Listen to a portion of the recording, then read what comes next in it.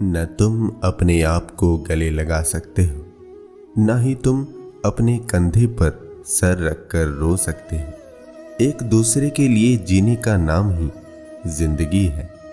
इसीलिए वक्त उन्हें दो जो तुम्हें चाहते हो दिल से।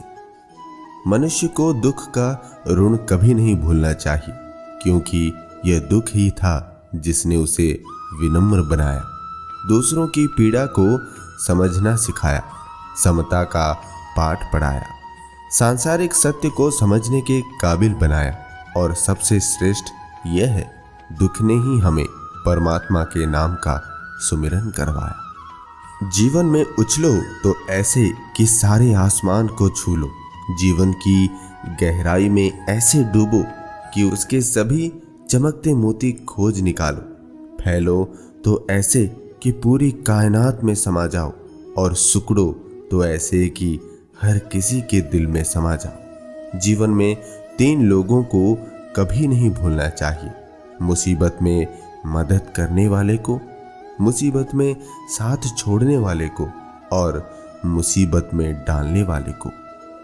जीवन में यही देखना महत्वपूर्ण नहीं है कि कौन हमसे आगे है या कौन पीछे, यह भी देखना चाहिए कि कौन हमारे साथ है और हम किसके साथ। भक्ति के लिए चरण और आचरण दोनों साफ होना आवश्यक है, क्योंकि चरण साफ होंगे तो हम मंदिर तक पहुंचेंगे, और आचरण साफ होगा तो ईश्वर तक पहुंचेंगे।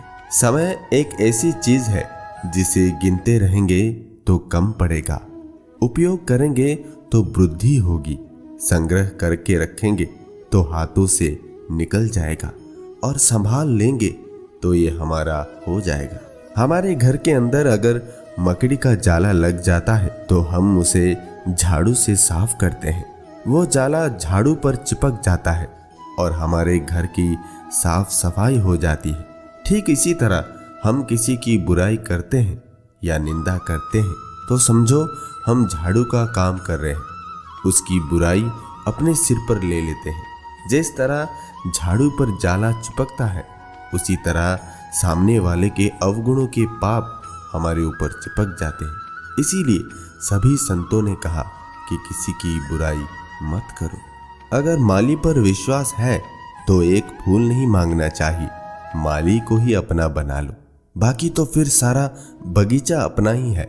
कहने का मतलब बिल्कुल साफ साफ है कि परमात्मा से केवल परमात्मा का ही ख्वाहिश करनी चाहिए। अगर वो परमात्मा ही अपना हो गया तो फिर किसी और चीज की ख्वाहिश ही नहीं रहेगी। श्री कृष्ण कहते हैं, सुंदरता, योग्यता, सुख और सुविधाएं उधार की नहीं होनी चाहिए, हमारी मौलिक होनी चाहिए। सुख सुविधाएं खुद की मेहनत से अर्जित करनी चाहिए। हमारे पास बहुत कुछ ऐसा है जिसका हम सही उपयोग करें तो हमारी सुंदरता और योग्यता निखर सकती है और सारी सुख सुविधाएं प्राप्त की जा सकती है। पृथ्वी पर बहुत ही तीर्थ स्थान है, सब तीर्थों की यात्रा मनुष्य नहीं कर सकता है। संपूर्ण नदियों में जाकर मनुष्य स्नान नहीं कर सकता है, मगर जहाँ कीर्तन होता है, हरि की कथा होती है, सत्संग होता है, वहाँ संपूर्ण तीर्थ विद्यमान होते हैं। इसीलिए कहा गया है, अन्न का कण और सत्संग का क्षण कभी नहीं गंवाना चाहिए। जहाँ से मिले, जब मिले, जहाँ मिले, छोड़ना नहीं चाहिए। हम ज्ञान की कितनी भी बातें करें या सत्संग और कितने भी प्रवचन सुने, अगर हमारे अंदर प्रेम और विनम्रता नहीं है तो हम उस वृक्ष के भांति है जिस तरह सूखा वृक्ष हरियाली के बिना होता है। कुछ चीजें समीप जाने से बिना मांगे ही मिल जाती हैं। अग्नि से गर्माहट, बर्फ से शीतलता और गुलाब से सुगंध। ईश्वर से भी कुछ मांगे मत, बस निकटता बढ़ाइए, सब कुछ बिना मांगे मिलने लगेगा। ज्यादा कुछ नहीं बदलता उम्र के साथ, बस बचपन की जिद समझौतों में बदल जाती है।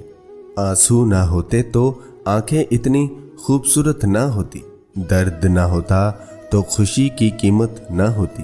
अगर मिल जाता सब कुछ केवल चाहने से तो दुनिया में ऊपर वाले की जरूरत ही ना होती।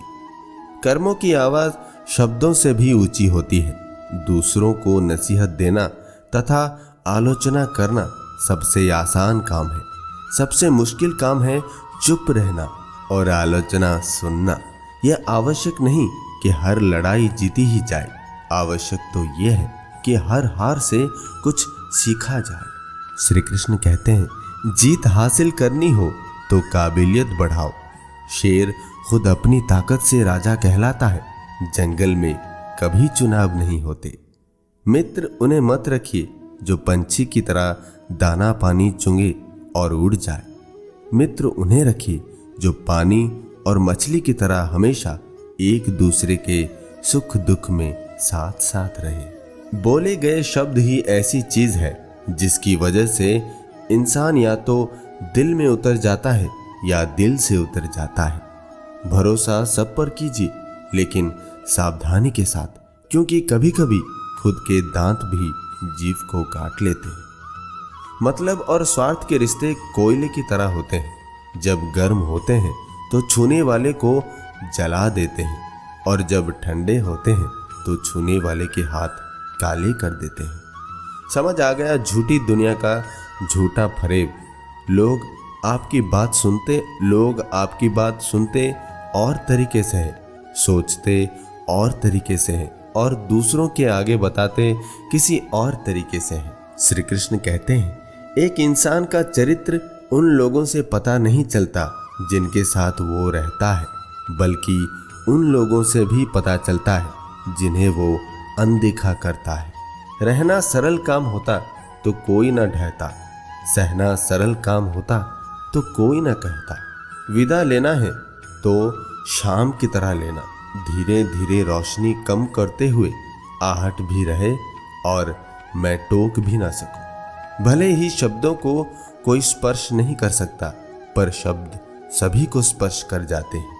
श्री कृष्ण कहते हैं, जिंदगी में इतना तो संघर्ष कर ही लेना चाहिए कि अपने बच्चे का आत्मविश्वास बढ़ाने के लिए दूसरों का उदाहरण ना देना पड़े। संभावनाएं घास की तरह होती है, मरती नहीं। मौसम आए तो फिर हरी हो जाती है। हमें ही इंतजार का सलीका नहीं आता। जीवन में पद से ज्यादा महत्व पथ का है। पदच्युत हो जाना, मगर भूल कर भी कभी पथच्युत मत होना। जीवन फूलों की वो बगिया है जिसमें कांटे तो बहुत है, किंतु सौंदर्य की भी कोई कमी नहीं। श्री कृष्ण कहते हैं, सही ज्ञान आपके जीवन को प्रकाश से भर देगा। सही ज्ञान वही जो आपके अंतरात्मा को जगाए और जीवन के सभी भ्रम से मुक्त कराकर स्पष्ट और सही मार्ग पर लाए। दूसरों को नियंत्रित करने वाला शक्तिशाली हो सकता है, लेकिन स्वयं को नियंत्रित करने वाला उससे भी अधिक शक्तिशाली होता है। क्यों ना हम थोड़े से अलग बने, खुश रहने की सलाह न देकर वजह बने। आदर का आविष्कार किया गया उस खाली जगह को भरने के लिए जहां प्यार होना चाहिए था। हम उन्हें रुलाते हैं जो हमारी परवाह करते हैं, हम उनके लिए रोते हैं जो हमारी परवाह नहीं करते, और हम उनकी परवाह करते हैं जो हमारे लिए कभी नहीं रोएंगे। खुद से प्यार करना और किसी से कोई उम्मीद न रखना, ये कहना बहुत आसान है, परंतु वास्तविक जीवन में लागू कर पाना अत्यंत कठिन है। हमारी उपलब्धियों में दूसरों का भी योगदान होता है, क्योंकि समुद्र में भले ही पानी अपार है, पर सच ये है कि वो नदियों का उद्धार है। सादगी सर्वोत्तम सुंदरता है, क्षमा अतुलनीय बल है, नम्रता सर्वश्रेष्ठ गुण है, एवं मैत्री सर्वोत्कृष्ट संबंध है। दुख कई बार सलाह नहीं सहारा मांगता है, और सहारा हमेशा टिकाऊ नहीं होता, पर एक अच्छी सलाह जीवन के हर मोड़ पर साथ जरूर देती है। धरती, पानी, वायु, सूर्य वही है, किंतु अंगूर और गन्ना मिठास लेकर अपने में भरते हैं, और करेला उसी धरती से कड़वा रस। संसार से सब मिलता है, हमें क्या लेना है यह हमारी प्रकृति निर्धारित करती है। जीवन में केवल दो ही वास्तविक धन है, समय और सांसें। दोनों ही निश्चित और दोनों ही सीमित है। इसे समझदारी से खर्च करें। डोर लंबी हो इसका मतलब ये नहीं कि पतंग बहुत ऊपर तक जाएगी। उड़ाने का तरीका आना चाहिए। कभी घमंड से अपना सर ऊंचा न करे। जीतने वाले भी अपना गोल्ड मेडल झुककर हासिल करते हैं।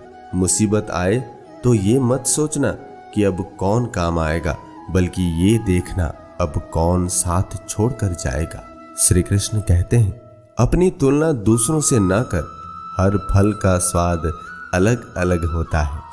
फूलों की सुगंध केवल वायु की दिशा में फैलती है, लेकिन अच्छे व्यक्ति की अच्छाई हर दिशा में फैलती है। जिंदगी में जो भी हासिल करना हो उसे वक्त पर हासिल करो, क्योंकि जिंदगी मौके कम और अफसोस ज्यादा देती है। जीत निश्चित हो तो अर्जुन कोई भी बन सकता है, किंतु जब मौत निश्चित हो तो अभिमन्यु बनने के लिए साहस चाहिए। हर इंसान अपनी जुबान के पीछे छुपा होता है। अगर आप उसे समझना चाहते हो तो उसे बोलने दो। लोगों की तीखी बातों से घबराना नहीं चाहिए, क्योंकि खेल में दर्शक ही शोर मचाते हैं, खिलाड़ी नहीं। जीवन में सिगरेट, शराब, जुआ से भी पहले छोड़ने लायक कुछ है तो वो है दूसरों से उम्मीद। भाग्य के गर्भ में क्या छिपा है और विधाता आश्चर्य के कितने आघात लगाएगा, यह कोई नहीं जानता। अपनी उम्मीदों की टोकरियां खाली कर दीजिए। परेशानियां खुद ब खुद नाराज होकर चली जाएगी। घमंड किसी का नहीं रहा। टूटने से पहले तक गुल्लक को भी लगता है सारे पैसे उसी के हैं। दोस्तों, इस वीडियो में इतना ही। हमारी मुलाकात फिर अगले वीडियो में होगी। तब तक आप खुश रहिए और खुशी बांटिए। धन्यवाद। जय श्री कृष्ण।